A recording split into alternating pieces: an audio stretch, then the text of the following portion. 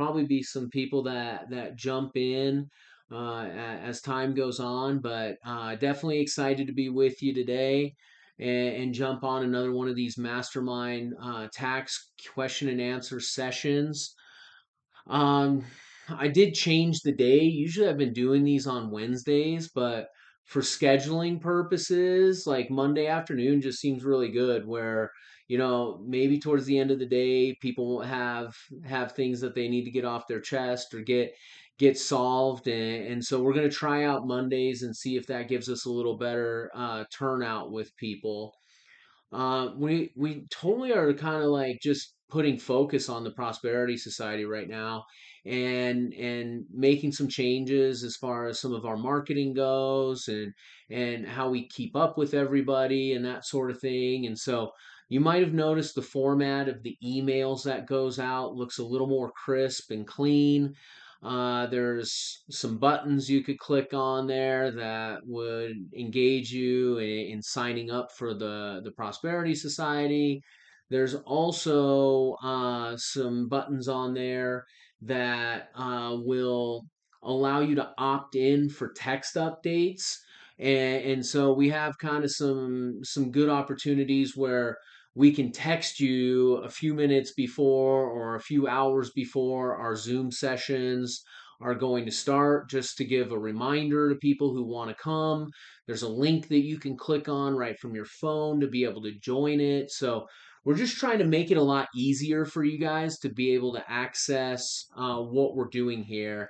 And this is something where we just crossed over 2 years of working on this content creation, this knowledge base that we've been building out, and are really pumped with just the turnout that we have, the membership that we have, and are looking forward to just growing that. And so we want to keep growing it. So if you want to introduce it to friends, or you want to invite people that you know to come to our strategy sessions, you can totally do that, and we would love the promotion on it.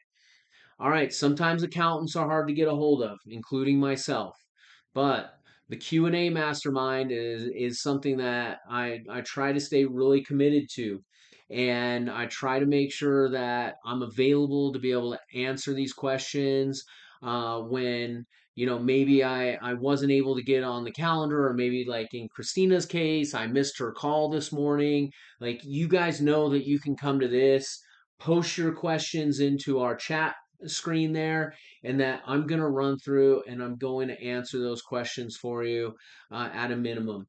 In theory, I would love to be able to do this every 2 weeks. And as we create the demand to do these every 2 weeks, we'll get to it. We're gonna end up doing it. And so maybe once a month will become every 2 weeks, and that's probably a good sweet spot. You probably don't want to hear from me more often than that. But we're really confident in just the money saving and the ideas and the proactive approach and the ability to have contact, and those are the things that people want and need the most, and that's why people come and find me as their accountant, and because that's what I do, is I'm pretty proactive and make sure that we stay on top of things.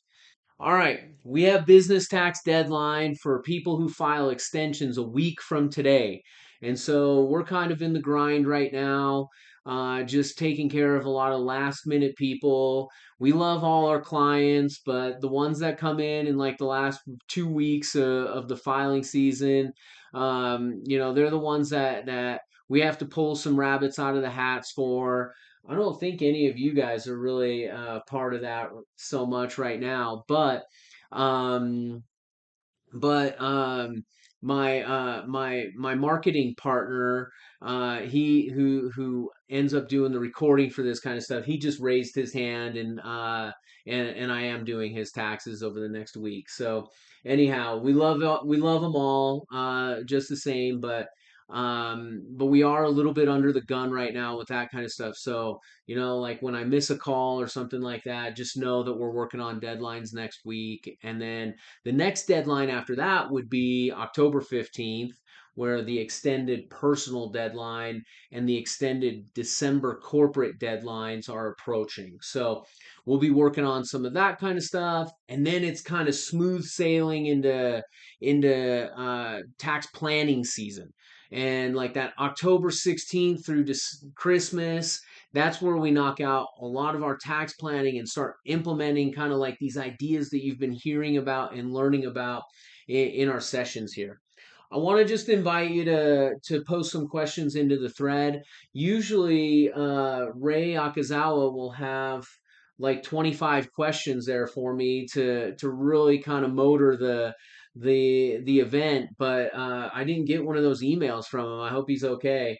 And so I have some ideas and some things that I'm going to go through with you guys today. But if you have specific questions, please pop them into the thread. Whatever your questions are probably questions that other people have. So want to be pretty transparent about that. All right, one of the things that people have been asking me a lot about lately is, what happens with IRS audits, and what should I be concerned about? And one of the things that we do in Prosperity Society is to make sure that you are focused on compliance. And that is a major piece of this. The people who are compliant, the people who file their 1099s and get their taxes done on time, and the ones that run payroll, and the ones that have bookkeepers that keep track of their income and expenses, and the ones that reconcile their bank accounts, the ones that like are focused on the compliance steps, the things that are required for us to substantiate deductions, those they don't get audited very often. I mean, like really, when we're focused on compliance, like even within my own practice, I'm super focused on compliance, and we don't really see a lot of audits, but sometimes we do. And when we do, we need ducks that are going to be in a row. And so when we want ducks in a row, we're talking about making sure that you've kept receipts, making sure that you have a mileage log to justify your business versus personal mileage. We're making sure that we get a power of attorney on file so that your accountant can speak with the IRS. IRS audits, we think of them as like they're so scary, and they can be. I'm not trying to downplay that, but if you're spending just that little bit of time keeping some of those records and making sure that you have your ducks in a row for the things that you're taking expenses on, then we really don't have anything to be scared of. And then it's just kind of an administrative process where we go through and we answer their questions and hopefully in the end have no changes, which the majority of the time I've seen no changes in the IRS audits that I've been involved in.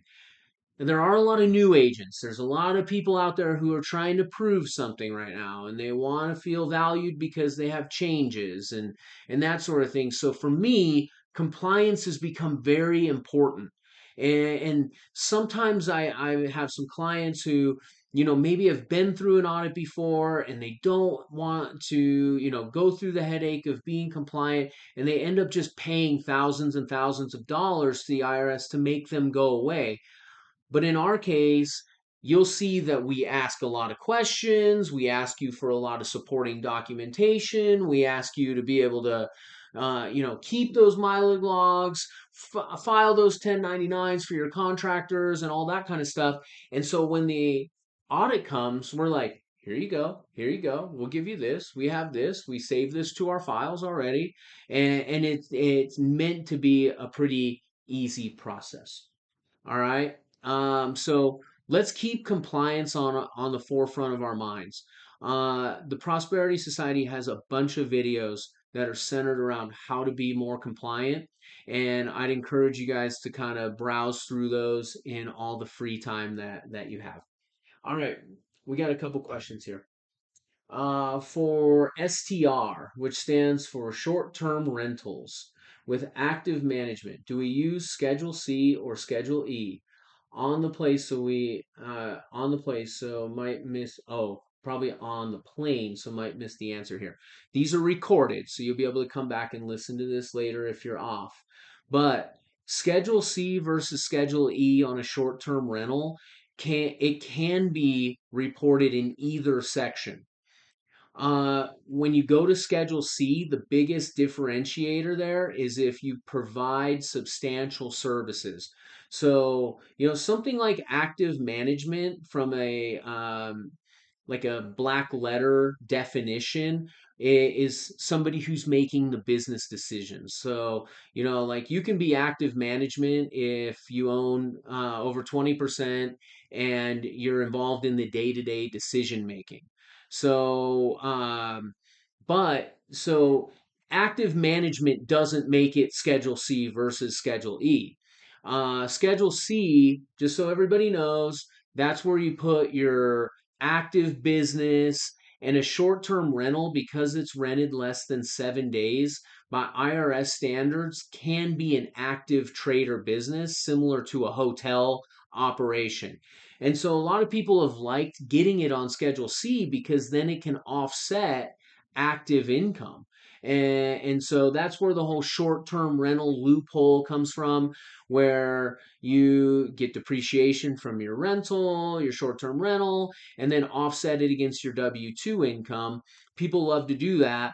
But it really does actually take you providing some substantial services. And so, what substantial services might be would be something like, changing the linens day to day. And so it is more like a cleaner comes through and cleans up on a day-to-day basis, or maybe you're providing meals, or you're just doing something that makes it seem like this is like an operational business that is focused on daily as opposed to, hey, set it and forget it. And so it can go on Schedule C. A lot of the times it's going on Schedule E. But even then, if you're active management and you're materially participating in it, it still can offset your ordinary income. And so, anybody who's in the short term rental business game, definitely encourage you to talk to your CPA when it comes to that kind of stuff, and get some guidance on how to get that written off in the best way. All right. Does a partnership LLC offer more tax advantages than a single member LLC? Uh, the answer to that would be no. A partnership LLC, really, what everybody kind of should understand is that creating an LLC doesn't necessarily, in and itself, create or unlock tax deductions for you. If you're a sole proprietor, you're still allowed to take expenses. What an LLC does is provide you with legal protection.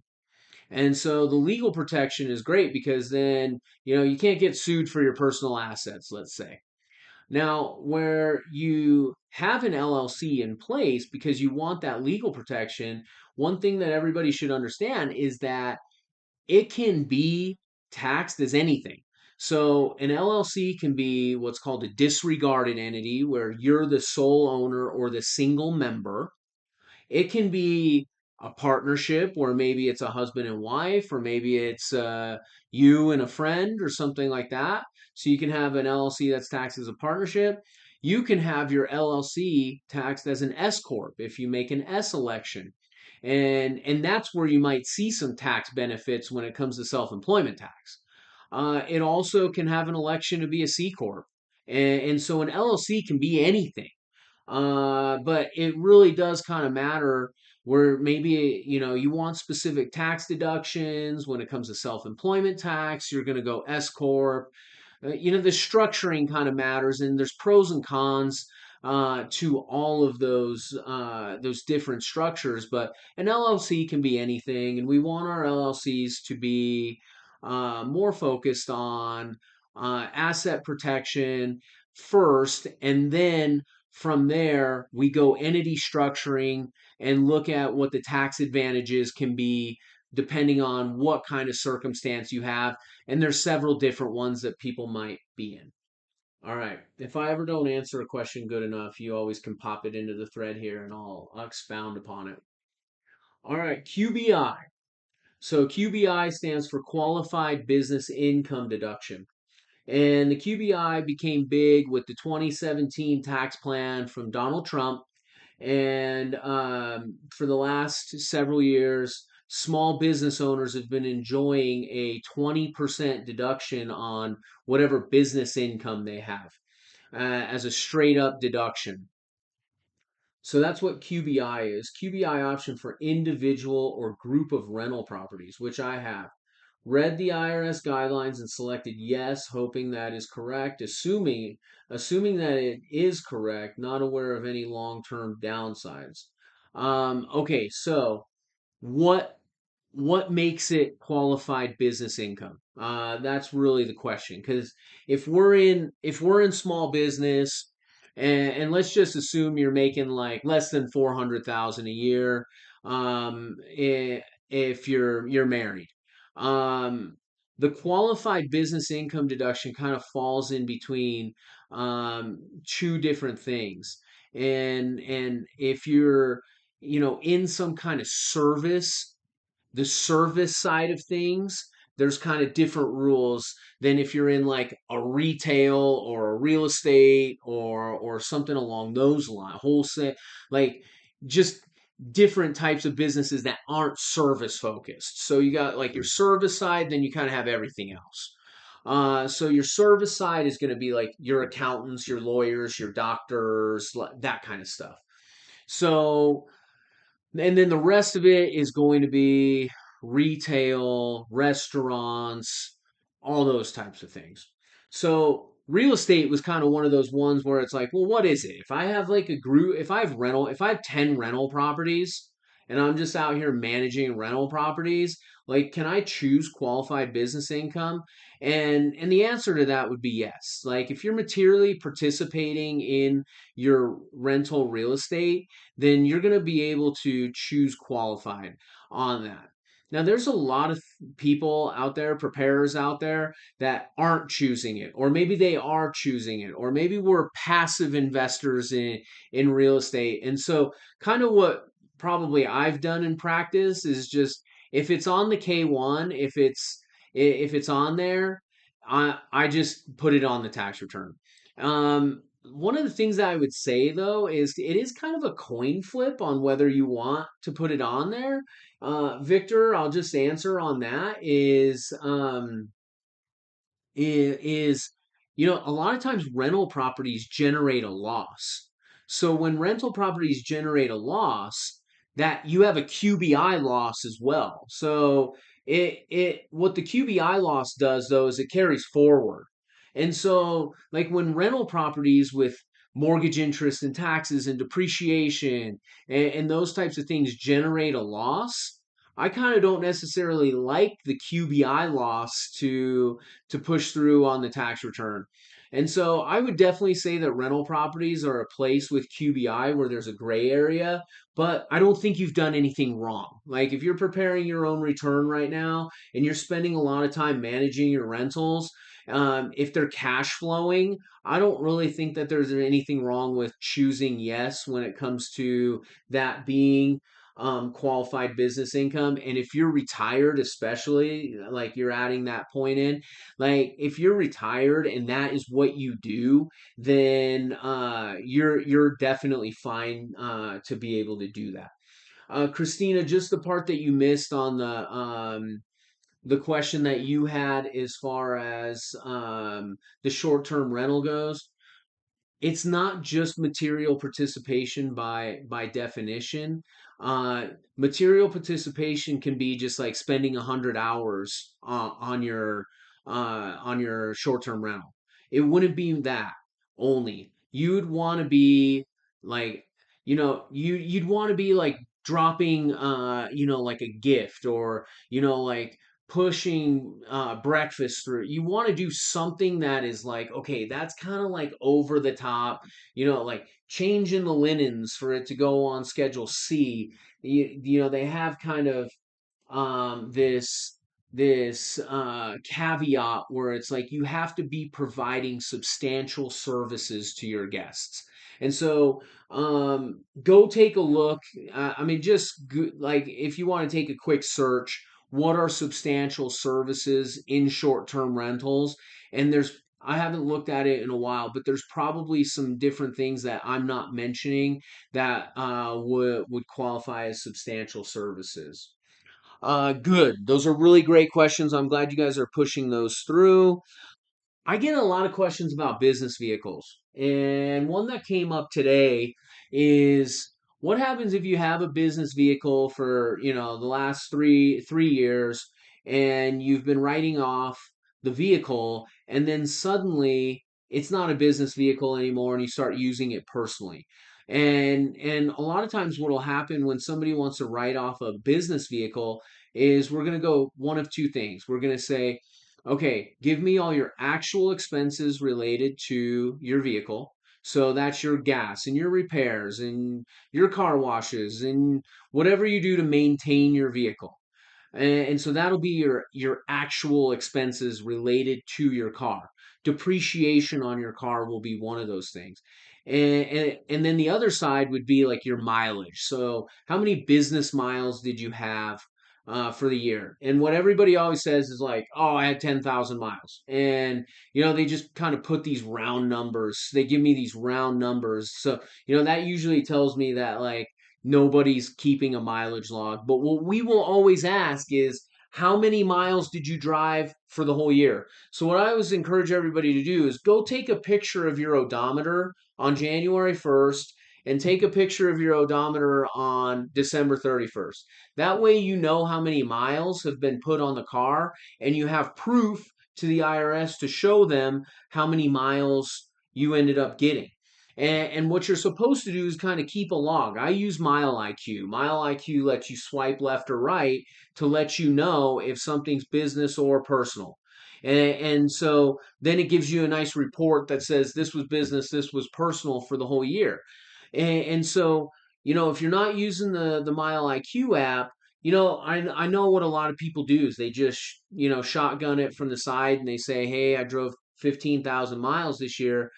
But what we're supposed to do is we're supposed to say, okay, if you drove 5,000 business miles and you drove 15,000 total miles, that means 33% of your vehicle is business related. So then I would take that money that you spent on gas and insurance and all the different things, and I would say, okay, I'm going to make 33% of it business use. So if you spent whatever $6,000 on gas and maintenance, then I'm going to say 2,000 of it is business deductible and the other 4,000 is not deductible.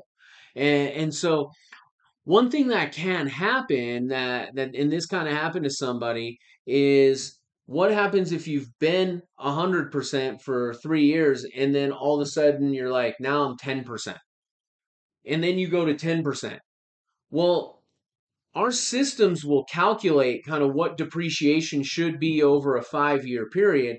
And if you've taken too much depreciation based on that business vehicle now dipping below 50%, you may have to recapture some of the depreciation that you've already taken in the past. So a couple things there that I would want like everybody to be aware of. A lot of people will buy a business vehicle because they want a big deduction, and that's totally great. Like I bought a truck in January, and I've been keeping my mileage log for the whole year because that's a $60,000 truck, and I could be getting like a $50,000 deduction for it.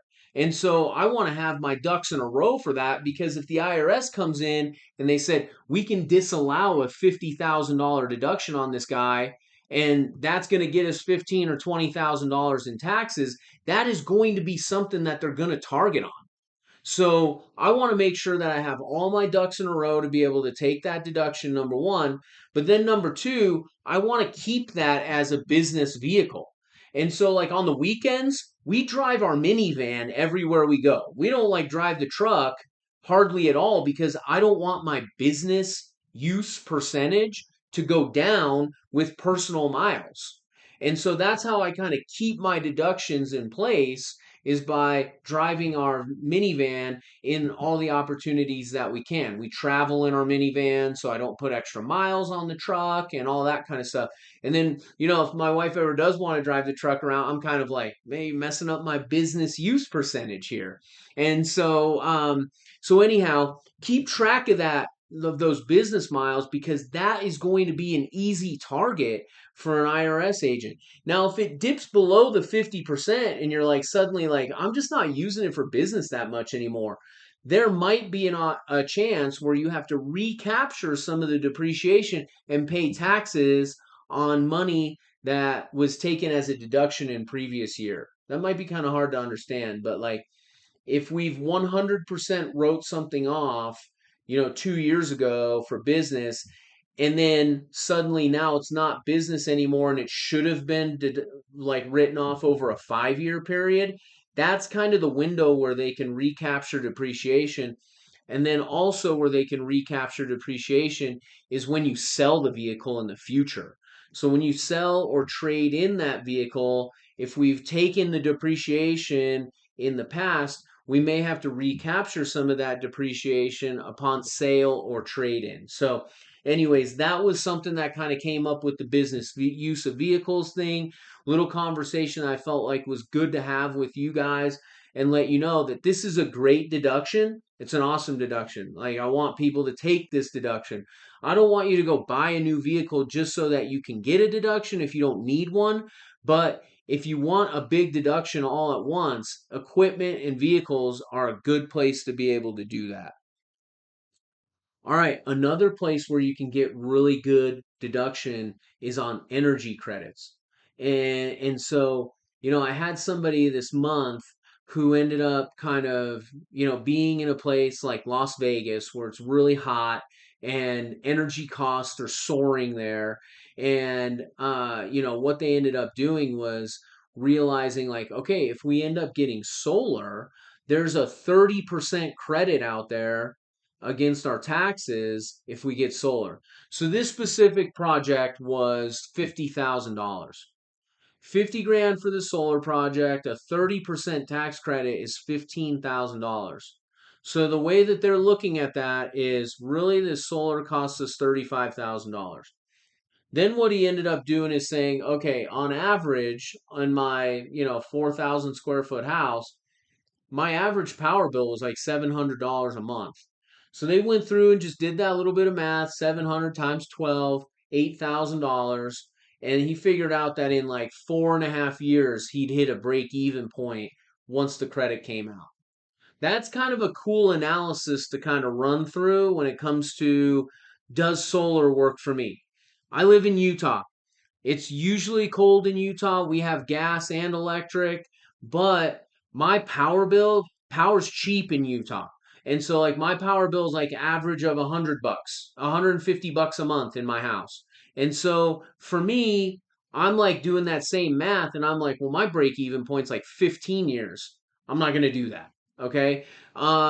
So anyhow, when it comes to energy credits, solar credits. You got them on home solar for your house. You have them a small credit on little residential stuff that you can do, like if you replace your windows with energy efficient type stuff, or you get specific water heaters or something along those lines. There's a small credit for that.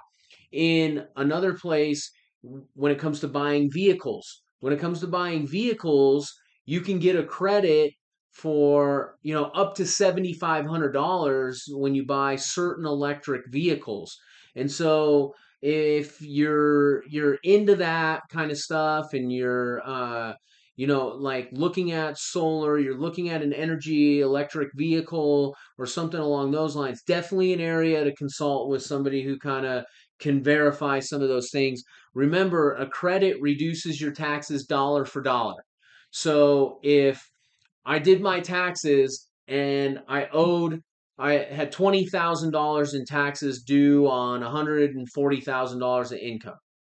Let's say a $15,000 solar credit brings my tax bill from $20,000 to $5,000.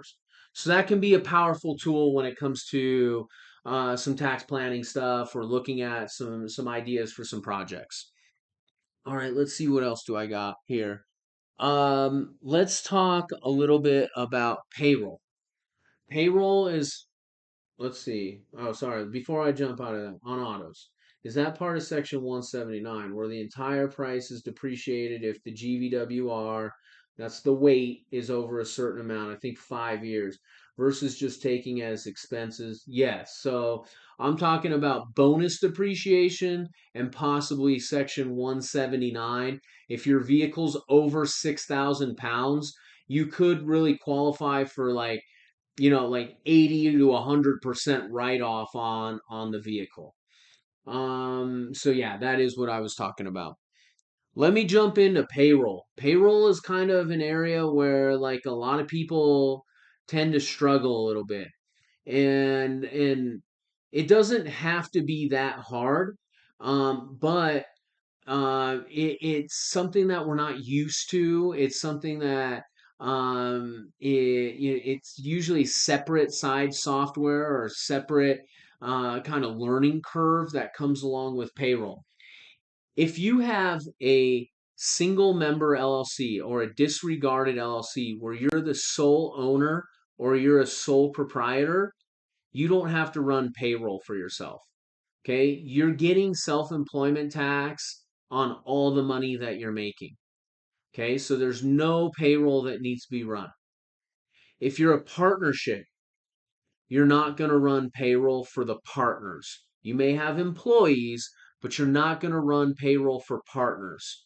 Okay, similar to a disregarded LLC, whatever money the active partners or general partners in a business are making are going to be subject to self-employment taxes. Okay? This is where the LLC taxed as an S corp is helpful.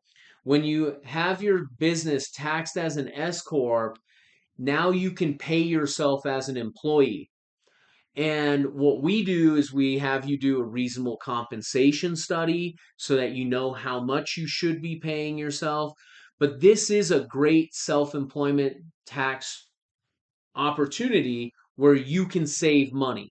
Is let's say, for example, I make $100,000 a year and I'm in a drumming in a nightclub business and I make 100 grand a year.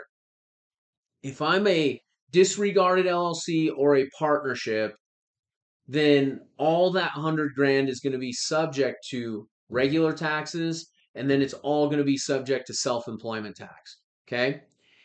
If I end up moving over to being an S corporation allows me to hire myself as an employee. When I hire myself as an employee, I get to pay myself a wage.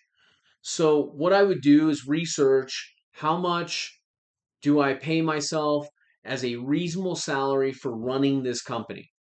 And so the reasonable compensation software that I have will take your 40-hour work week and will specifically put how much you should be paying yourself for doing the bookkeeping and doing the marketing and for going to the club and doing some drumming or all the different things all the hats that we wear as business owners.